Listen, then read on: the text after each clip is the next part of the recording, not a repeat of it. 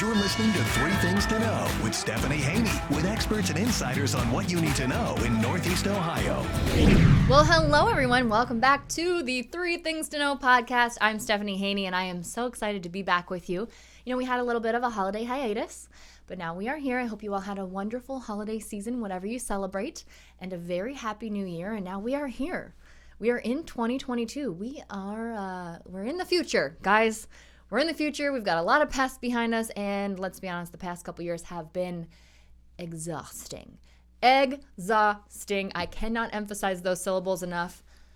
Lots been going on. You know, we've had an ongoing pandemic. We've had a lot of other stuff going on. You don't need me to detail it out for you because you lived it, right? It's been a lot of chaos. It's been a lot of stress. Well, what we're talking about today is how to take that chaos, take that stress, take all that discomfort, and step into greatness. Step into something that's better for us. Step into to joy, to making positive changes, whatever it is. And the person that we're going to talk with about that is Rick Simmons. He is the CEO and the co-founder of the Telos Institute. It's a company that he co-founded with his wife and his partner, Amy Simmons. And they've got a book, too. Their book is called Unleashed. We'll talk more about that in just a moment. But what Rick is going to talk with us today about is taking these periods of discomfort and really viewing them as a catalyst for moving forward, as an opportunity to see what could be better and how we can make things better, and all kinds of things in our lives, you know. And so this company, the Telos Institute, it's based here in Northeast Ohio. It's a Fortune 500 company, and they work with some big leaders, you know. So when I say some big leaders, think along the lines of like the CEO of the J.M. Smucker Company, or leaders within the Disney organization. You know, obviously we can't tell you, he couldn't tell us exactly who he's worked with. Those kinds of things usually stay pretty hush-hush when you're talking about your clients and stuff. But just because, you know, we're talking about these broad scale people, these huge business executives that they work with, that doesn't mean this doesn't apply to us every day on an everyday level, because it absolutely does. The same principles apply. So that's what Rick is going to talk with us about today. We're going to talk about taking control of the chaos and the stress of the past couple years and turning that into a philosophy to embrace what they call the liminal space, which I'm very intrigued about. So this is a kind of like a space for action, a space for awareness, kind of like a retrospective thing. Rick's going to break it down for us. Fascinating stuff. They have a whole book about it. It's called Unleashed, and that helps people launch their own liminal space. So if we're going to want to learn about launching our own liminal space, we should probably figure out what liminal space is, right? So we're going to bring Rick in. He's going to talk to us all about it. Let's do it right now. Rick, thank you so much for joining us on the Three Things to Know podcast. It's my pleasure. Thanks for having me, Stephanie. All right, I'm going to start with a very basic question for you. While we're talking about how we can sort of just embrace the chaos of our recent, you know, circumstances and all of that, a lot of people are actually afraid of change, but you embrace it. Tell me about making that choice. Yeah, well, being afraid of change and thoughtfully stepping towards it, I suppose, are two very different things. So I certainly wouldn't say that I'm not afraid of change, and I think most people are. I think it's akin to a fire. We're all a little bit afraid of it. If we get too close to it and for too long, it can be certainly harmful. But it's also a life source.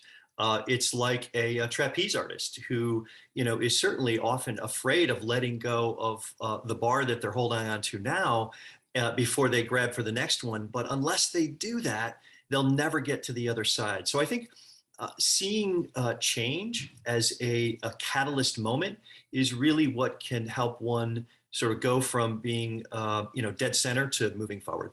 You know, I'm that trapeze analogy there, that metaphor, that's a good one. I wouldn't say that I'm personally afraid of change. I've been accused of maybe embracing too much change, which I'm sure, you know, it's all a matter of degree, right? So in this space, remind our listeners, explain to our listeners and our viewers here on the video podcast exactly what it is that you do in this space of embracing and thoughtfully moving toward change. Yeah, so the Telos Institute, an organization that my co-founder Amy Simmons and I birthed back 15 years ago, is a lead at the core, a leading global organizational development firm. And essentially, we're change agents. We help individual leaders, leadership teams, and organizations around the world take steps toward forward progress, often in the face of disruptive moments. We'll talk more about this idea of liminal space in a few minutes, I'm sure, but many times those folks find themselves at these points of in between. And we walk in and often more practically help them with issues of strategy. We often define that as where do you want to play and how are you going to win? And it can be easy to lose sight of the answers to those questions. Secondly, we're often supporting leadership development initiatives that organizations are involved in. And then thirdly, this core aspect of change, being principled and practiced about how we manage and in the face of these disruptive moments can really be the difference between winning and losing as an organization, and we can be helpful there. And so when we talk about this, it sounds like you're really kind of dealing with big players, right? These are people who change has a great deal of impact. Yeah, for sure. And I would say that we really play at all levels of the system, Stephanie, whether it be an individual leader running or leading a business, all the way up to an entire enterprise-wide intervention in our work day to day. And I would say that can involve an emerging business, a smaller business, all the way up to a mega cap business. In our book, Unleashed, that recently came out via Forbes Books, we have examples in there and do some storytelling across that whole continuum, because change really has no boundaries. It can happen at a very local level. It can happen at a global level, and we play at all points in between. Okay, well, let's talk about that really super local level for a minute, because a lot of everyday people, not necessarily business owners, but people like myself, our listeners, our viewers, they've been a bit upended by the P word, the pandemic, over the last couple of years. And from what I understand, you're saying that we could use that space. We could really use that space to drive some positive change. Can you tell me what that would look like for someone like me or one of our listeners? Yeah, thanks for asking, Stephanie. I think that this pandemic has created what we refer to as a liminal space, a period of discontinuity that creates an openness to change. We believe that change is not equally as possible on Tuesday at 4 as it is Thursday at 9. Like there are these precious moments where we're more predisposed to making shifts in our lives. And so whether those periods are imposed on us, and could be a job loss or a loss of a loved one or a relocation, lots of examples, and the pandemic being one of those. I would also say that we believe you can self-author those moments as well. You can curate these moments. You don't have to sit around and wait for the 10-year flood to happen to change things in your life significantly. But the pandemic, back to your question, has really offered us an opportunity to rethink and reimagine our lives. I would say the Great Resignation, I have contention with that term in some ways, but certainly it's out there, is an example and embodies, I think, this greater openness to considering things in our lives, who we are, where we've been, and more importantly, where we're going. Okay, so to that end then, are there certain questions that you think everyone, from the small business owner to the big business owner and everybody in between and everybody on the outsides of that, should be asking themselves in 2022? I think so. I think there's two key questions that can be most helpful, particularly in these disruptive moments. The first one is born out of a change tenet that we take very seriously. And that tenet says this, that people are unwilling to change until they know what won't. And I have to say, Stephanie, we're often brought into organizations who are struggling with triggering change, or individual leaders who are trying to create shifts in their lives. And they're often talking about bright, shiny object, where they want to get to or the change they want to make. And we contend that that's important, but the first step in that process is talking about what is enduring, what is true and what will always be true. Because once we have some firm footing about what will always be true and stay true, then we're more open to considering what small things may then shift. But if we get that order reversed, that's often the sticking point for people, why they can't make forward progress. So that would be my first question. Really inventory and catalog, what are the enduring aspects of your life that you don't want to change over time? Okay. And then secondly, I would say we talk a lot at Telos about this notion of one's gift. It's the intersection of a set of skills and attributes that are uniquely you and valuable.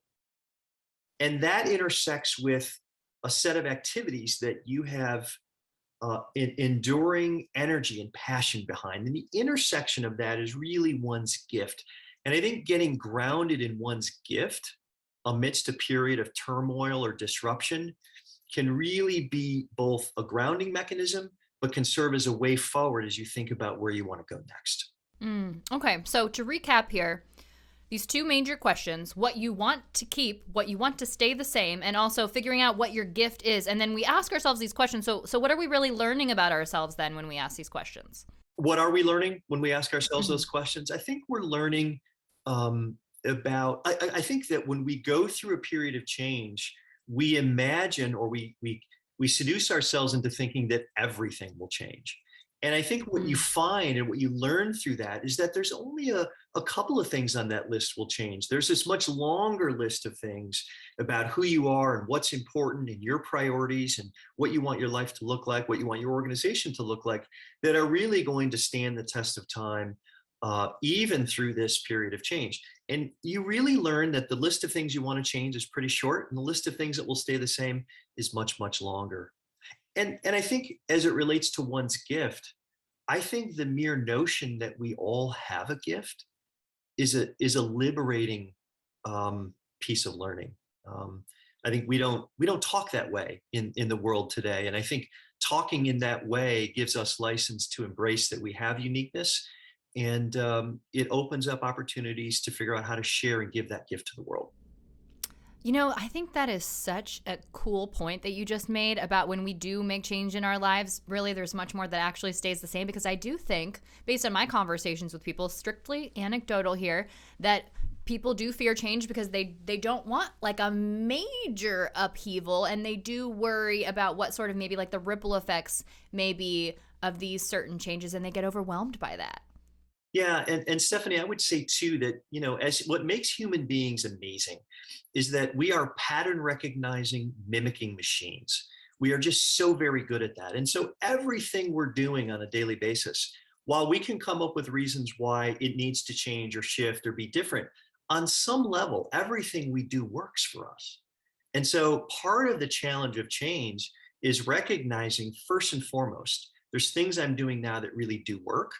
Yes, I may want them to be different tomorrow, but appreciating what it is about those things that work today is really the doorway to getting to the other side of what we would want our lives to look like.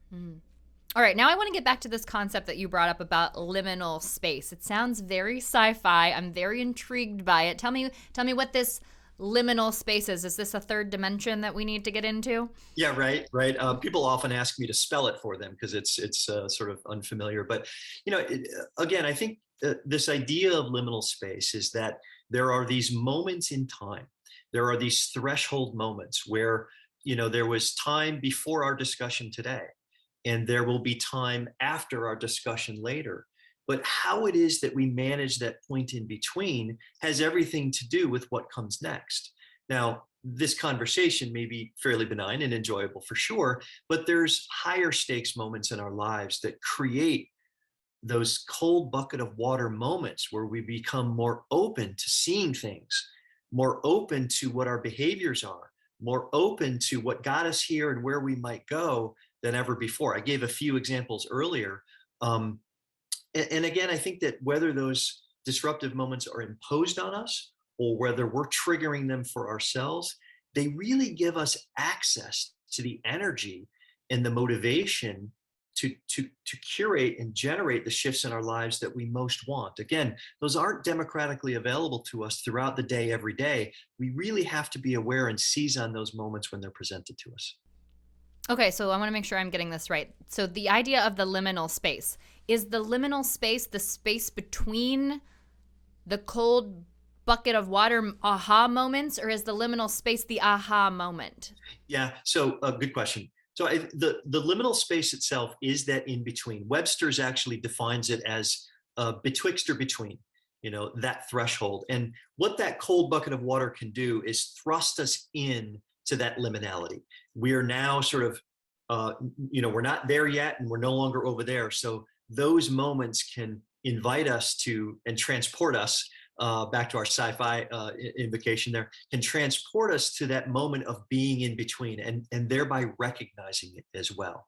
I mentioned earlier about maybe a job loss can be induce us into some liminal space. There was that time where, for 20 years we were in that corporate job, and that's no longer, and we haven't yet fully defined what that next chapter or journey will be. That point of in between is very directly a liminal space, an opportunity to reinvent and reimagine and move forward in a different way. Okay. Do we need to be necessarily consciously aware that we're in a liminal space? Yeah. So we've worked with and surveyed and interviewed thousands of people on this topic over the last 15 years. And what people will tell you is that it's often a rear view mirror recognition. And they will say, wow, it was in that moment. We had 17 local here in Northeast Ohio CEOs together a few years ago, pre-pandemic. And we invited them to come each with a story of disruption that led them then to the top. And we spent 3 hours hearing stories from these leaders that it wasn't the sunny days that got them to the top. It was those disruptive times. It was those stormy times that actually gave them the strength, the insight, the perspective to then ultimately get to the top. So I think what we realize is that they are essential for everything we want on the other side. Okay. Getting a better grasp of how this is and how this works. And so tell me, just to really hammer it home, how you kind of work with the liminal space with some of your clients that you've worked with it in. Yeah, so two examples come to mind, and one of these is in our book, and we worked with a leading oncologist, Julian Kim, and Julian, this is again all in the book, and he's eloquent in sharing his own story. Was unexpectedly struck with a stroke while in the midst of a surgical procedure, and what happened through the next several years of Julian as a leading cancer surgeon. His life was sent upside down, and through the next several years, Julian was thrust into having to recreate what his professional life was going to look like on the other side. And through that process of really understanding his gift and really clarifying what was going to be enduring in his life, has now created a whole new next chapter in his professional life that he would tell you, and he has certainly told me, is even more gratifying and satisfying than before that stroke. But that certainly was a process that he went through. May I share one other story, Stephanie? Please, yes. Yeah. So maybe more practically and from an organizational perspective, I'm using a stand-up desk right now. Many of us do. And one of the leading stand-up desk makers in the market is a company called Veridesk. And they owned a big chunk of that marketplace pre-pandemic. But what most people don't know is that they had a whole set of business plans for launching other office suite products. But they were wrestling with launching this whole set of other products because they had such the lion's share of the stand-up desk market. They didn't want to confuse their product set. Well, what the pandemic offered them was an opportunity to launch this whole set of office suite for all of us spending our time working from home now. And so even if you go to their website right now, you'll notice that their company, well branded previously as Veridesk, has desk nowhere in their branding now. It's just Vera. So I offer that as an example that getting prepared for these disruptive moments, having plans and being ready to seize upon these shifts, in this case in the marketplace, is really essential to leveraging these liminal spaces, or in this case, a global pandemic. So we may look back at this P word, this pandemic, and think, opportunity for growth. Well, there's no question about it. And I think that what I think we find over time, as I mentioned earlier, often liminal space can be a rear view mirror activity. I would contend that simply being aware that these disruptive moments hold great power for us. They in fact are not just the moments that we have to endure in our personal and professional lives. It's often where everything we want gets imagined and determined and made possible on the other side. Sure. Yeah. I'm just going to share a metaphor that I really love. It's about, a flower growing or whatever. And if you look at a seed, what happens with a seed when the flower is about to grow is the shell cracks open and things start to sprout, and, you're in the dirt and it's dark, and then all of a sudden it like sprouts up. But to somebody on the outside looking in, it looks like that whole seed's world is just imploding from the inside out. But then, it turns into a beautiful flower, and, who knew that the process was going to get you there. It's so true, Stephanie. And I think we can hear those kinds of stories. And I've had a front row seat for 15 years to watch them play out really practically. It's true. Those analogies are absolutely true. The biological world, the physical world shows us that those are true. And I think just embracing those stories intellectually and seeing them as opportunities is really the root of what we're hoping to do with our work around liminal space. And your book, Unleashed, by the way, yes, that's out now, and that's something that's supposed to help people really grasp this concept. So tell me, why did you write the book, Unleashed? Yeah, so Unleashed really was a reluctant project, Stephanie. My wife and Telos co-founder and partner in all ways, we didn't have on our bucket list the hope of writing a book one day. We love running our organization and working with clients directly. But we had one client ask us, where can I read more about some of these things that we've done together? And then 10, and then 50, and then 100 people asked us, and we're like, well, we probably should write some of this stuff down and give, create a sort of a desk reference for these kinds of things. And that's really what we hoped the book would be. Examples of where we've seen liminal space in play. We hoped it would be an inspiration to people to seize and leverage these periods of disruption, and also make sure it's chock full of tools and techniques that they can use themselves to better manage these moments. Well, those all sound like great takeaways, something that we could all definitely learn a little bit more about. Definitely can't hurt to have this more knowledge about how we can take these tough moments and turn them into positives and all that good stuff. So where can people get Unleashed if they want to read more about this liminal space concept? Yeah, Unleashed, Harnessing the Power of Liminal Space, can be found on all your book buying platforms, Amazon, wherever you buy your books, Barnes & Noble, Books A Million, anywhere you buy your books. You can also check out our website, which is the telosinstitute.com, Stephanie, that has access and portals to all of our social media content, pre-read sections on the book if you want to just get a taste of it beforehand. Okay. Well, thank you for all of that, Rick. And of course, I'll have all of that linked for everyone in the show notes. If you're watching this on YouTube, it'll be linked in the YouTube information and on WKYC.com. Rick, I appreciate your time today. Thanks for talking with us on the 3 Things to Know podcast. Thank you, Stephanie. Glad to be here. Sounds like a good book to me. I'm interested. I would read it. I would read Unleashed. And I am a big proponent of taking those uncomfortable moments and growing in them. I refer to it, if I'm using my own terminology, as a season of growth. Lots of season of growths when you're an adult, right?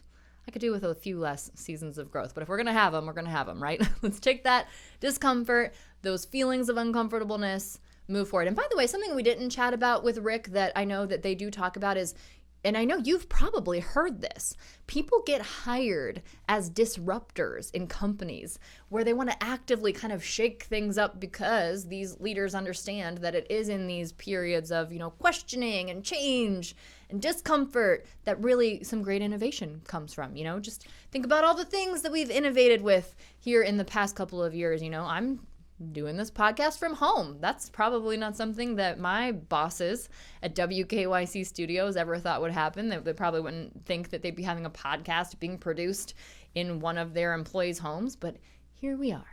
But that also brings me to what you need to know in NEO for this week. Maybe in your season of discomfort, maybe in your season of change, maybe you've decided you want to launch your own podcast. Maybe this is a little specific, but hey, this is a cool thing that we have here that a lot of places don't have, so I want to let you know about it. There's a podcast studio in Hudson, Ohio. It is called Pop Populi, and it is on Main Street in the heart of historic downtown Hudson, Ohio, which, by the way, is super charming. Absolutely adorable. So if for no other reason to go to Hudson, go and visit it for its historic downtown area. It's absolutely adorable. And if you're there and if you're interested in podcasting, you can check out Pop Populi. This is a full service podcast studio. Not something you might think you would find in Hudson, Ohio, but there it is. And also they have other locations too. There are other locations, by the way, Boca Raton, Florida, and Scottsdale, Arizona, but they have also landed here in Hudson, Ohio. We are lucky to have that opportunity. So they're at 238 North Main Street. Their phone number, I love, 833-PODS-123. 833-PODS-123. Of course, all this information will be linked in the show notes, in the YouTube information, on WKYC.com, all of that good stuff. And if you don't want to hop out to Hudson, which, again, I submit you should because it's quite lovely, they'll also work with you remotely, so they can help you with a home setup or, take your audio or whatever. So I know a lot of people have got into podcasting. It's a big space, and there is an audience for everything. There's a lid for every pot, you guys. So if your period of discomfort and your period of chaos and stress has led you to determine that you've got something you want to say or some conversations you want to have and you want to share those with the world, maybe podcasting is for you. And maybe that's a place you might want to go and record some podcasts. And now it's time for a good follow. And to kick us off for 2022, I have not one, not two, but 10 good follows for you. I want to share with you an article that we put on WKYC.com. I collaborated on this with one of our digital producers, Hope Sloop. They are the 10 Northeast Ohio-based social media people that you need to be following. We said in 2021, but listen, we're just at the start of 2022, so it's okay if you're just getting up to speed now. There are beautiful photographers, activists, comedians, people who talk about sports, the place where you can find the best true crime memes in town. I'm telling you, good follows in this article. Some of them we've already mentioned here on the podcast. Some of them are brand new, and it goes across Twitter, Instagram, TikTok. So we got your major platforms covered.